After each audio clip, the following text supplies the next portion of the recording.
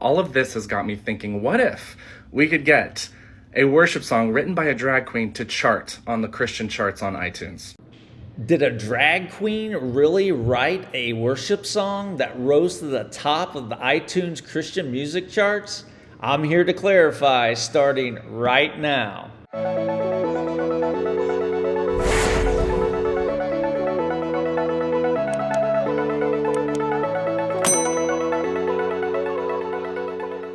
Hi everyone, I'm Michael Goff. Welcome to Chronicles of Clarity, where we empower thinking and elevate understanding. The topic today is a doozy. Is it true that a drag queen rose to the top spot for album and song in iTunes in the Christian music category? We're going to give an answer, but before we do that, I think it's super important that you understand how we got here, which means we need to set up a foundation to explain how all this came to be. And it starts with the introduction of three main characters. The first is a Flamy Grant. Yes, that is a play on words for the famous queen of Christian pop, Amy Grant. Well, who is Flamy Grant? Well, I'll let him tell you himself. That's me. I am the shame-slaying, hip-swaying, singing-songwriting drag queen who spent 22 years as a worship leader before I started doing drag. So Flamy Grant's legal name is Matthew Blake, and he used to be a worship leader, and he wrote a song on a record about a year ago, and the record was called Bible Belt Baby, and the song was called Good Day, and it featured another artist named Derek Webb, which is our character number 2. Who's Derek Webb, you ask? Well, according to Wikipedia, Derek Webb was a member of the Christian group called Caedmon's Call. They were popular in the 90s and the early 2000s. But according to Wikipedia, he stepped away from the group to pursue a solo career around 2003. What's also key to know about Derek is that he released a record back in April entitled The Jesus Hypothesis. And on that record, there was a song called Boys Will Be Girls. And in it is featured Flamy. And we'll get more to that video and how that plays into this in just a minute. The third and final character is a gentleman by the name of Sean Feucht. Now, Sean, according to BaptistNews.com, it used to be the worship leader or a worship leader at the Bethel Church in California. So, how do all three of those tie together and get us to this cultural moment? Well, let's listen as Flamy tells it himself. Today, Sean tweeted about a music collaboration I have with my good friend Derek Webb, who is an incredible musician in the contemporary Christian music world. He said, if you're wondering what the end goal of the deconstruction movement is in the church, then look no further than former worship leader Derek Webb's new collab with a drag queen. These are truly the last days. So Feucht tweeted out on July 26th an article which referenced Derek Webb's new record, which also had Flamy featured on the video that I mentioned a minute ago, to the song which is entitled Boys Will Be Girls. From there, Derek then responds. Hey, Sean, while I really appreciate you platforming my friends and me, if you're wondering the end goal of getting healthy and healed from church abuses and toxic theologies, then look no further than those who find the freedom to love like Jesus, standing with people who are judged, marginalized, and rejected by those committing violence in Jesus' name. Well, then Flamy responds to Sean's tweet. Take a listen to this. All of this has got me thinking, what if we could get a worship song written by a drag queen to chart on the Christian charts on iTunes? So Flamy sends out this call to 70,000 plus TikTok users, asking for them to just stream the song. Feucht's tweet really was used as gasoline on the fire to people not only streaming it, but actually going to iTunes and buying it. So after they start buying it, Derek then decides to thank Sean. Watch this.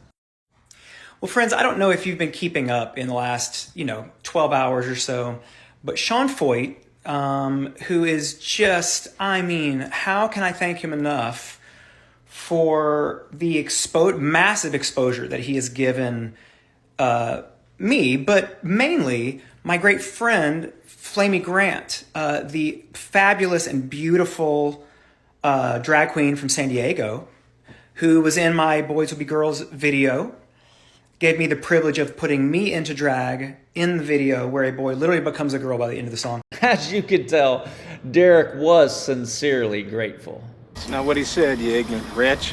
Okay, you're right. He actually wasn't grateful at all. But then, a few days later, Derek sends this.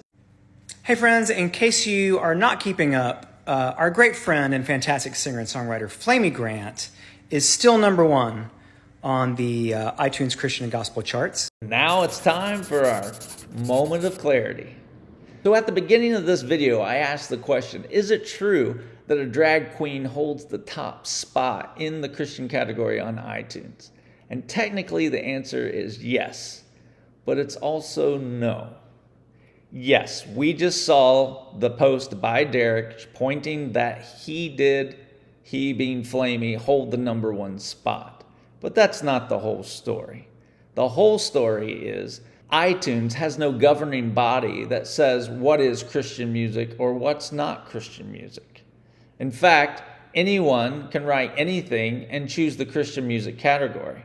For example, Dave Grohl, who used to be the drummer of Nirvana and now is the founding member of Foo Fighters and the lead singer, Foo Fighters could decide today to record a record and release a single and call that single God is Dead and place it in the Christian music category. And guess what?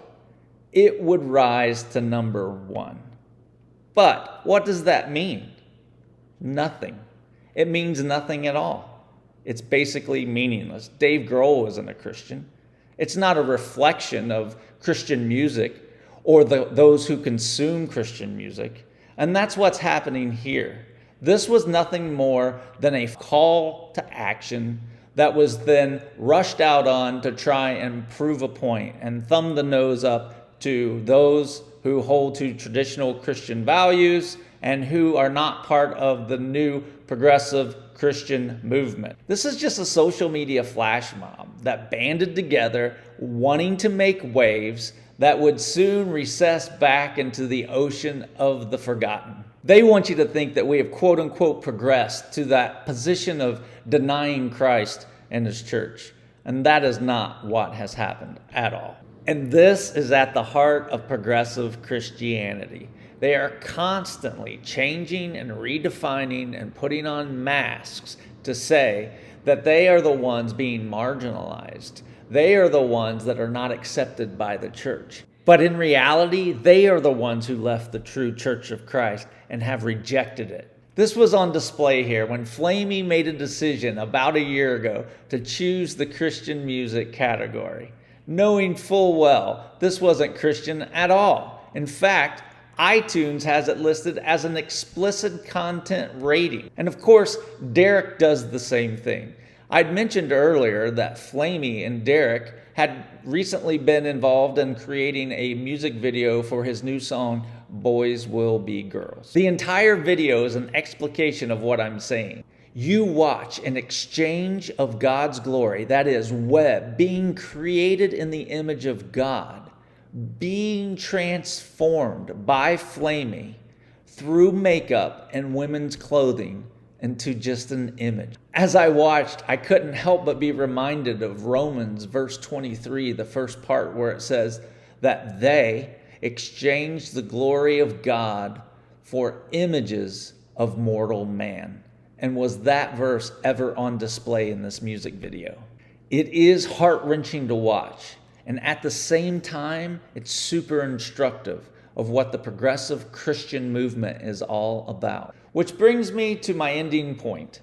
In Derek's music video, it starts with a quote from a man named Stan Mitchell.